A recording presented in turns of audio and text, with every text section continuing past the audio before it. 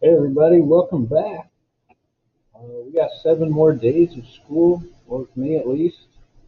We are going to jump ahead quite a bit. We're going to move into Motion Force Energy Chapter 4. It's about work and machines. We had done Chapter 1, vocab, before we left for Thanksgiving, so you will not have an assignment about vocab for Chapter 4. Please check the Google Classroom every day. On there you'll find an attendance form for you to take the attendance. You'll also find a schedule for what we'll be doing every day from here until winter break. You'll see our daily tasks and assignments that we'll be doing, and we'll be doing one project. It's called a Rube Goldberg machine, and I'll be introducing it to you on our second day that we meet together. Uh, Today I'm going to give a little introduction as to Chapter 4, Motion, Force, and Energy, Working Machines. I'll open this up for you. I'll still ask you a few questions while I go through this. I'll give you a couple seconds to think of an answer before I move forward. Section 1 is very short. You'll have a little video lesson like this every day. I highly recommend having a type of headset for listening to this. The sound produced by laptops, unless you're in a small room with no surroundings, it's going to be a little bit hard to hear. So I'm going to tell you about Section 1 in Chapter 4. It's about work. Work happens when you exert a force on it and you make an object physically move a distance. So unless you actually make the object move, no work is actually being done. An example would be pushing something. If you push an object, you're applying a force to it. It applies a force back on you. But if the object physically moves, then you have done work. If you have pushed against an object, or if you're holding an object and it's not moving, then you are not having any work being done. You're still exerting energy and you'll grow tired, but there's no work being done. Work is measured in a unit called a joule, Joule, named after a famous guy. Here's a question for you.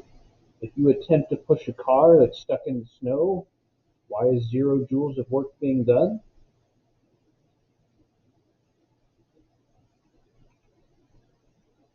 Again, because the car does not actually move. If the object does not move, no work is actually being done. Not only must the object move, but the force must be in the same what as the motion of the object.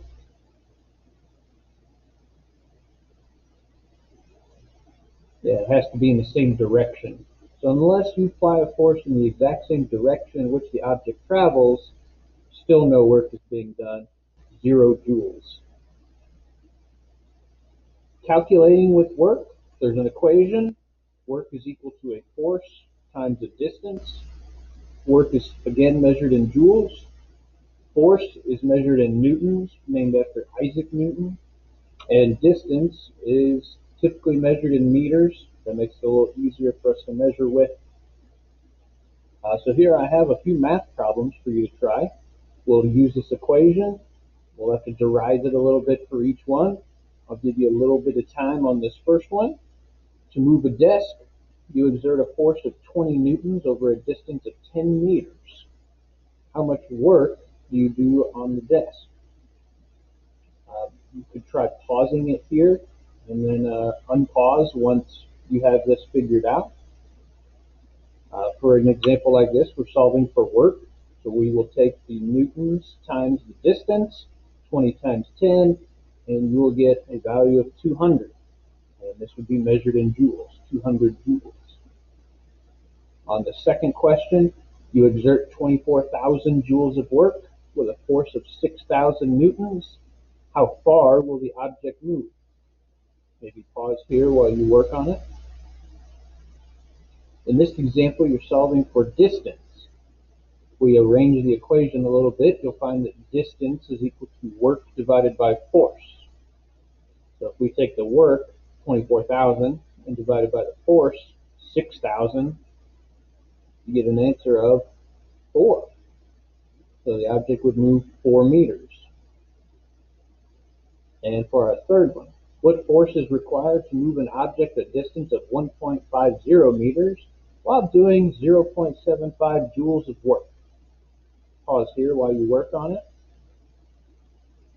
When solving for force, we rearrange the equation so that the force is equal to work divided by distance.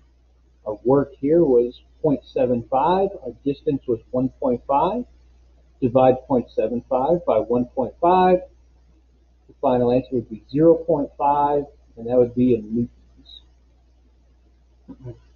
When you do a force of 1 newton per 1 meter of distance, this is called the joule.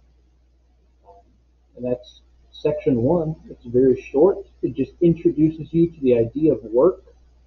You'll have a short assignment that goes with this. You also have a little video project that goes along with several of our lessons. Each one involves you performing a task and then explaining what type of work and eventually what type of machines and what type of advantage are you using during all of this. I will be on the Google Meet very soon. On the schedule, you'll see what times I will be on there. Tune in on there. We'll chat about our lesson. We'll chat a little bit.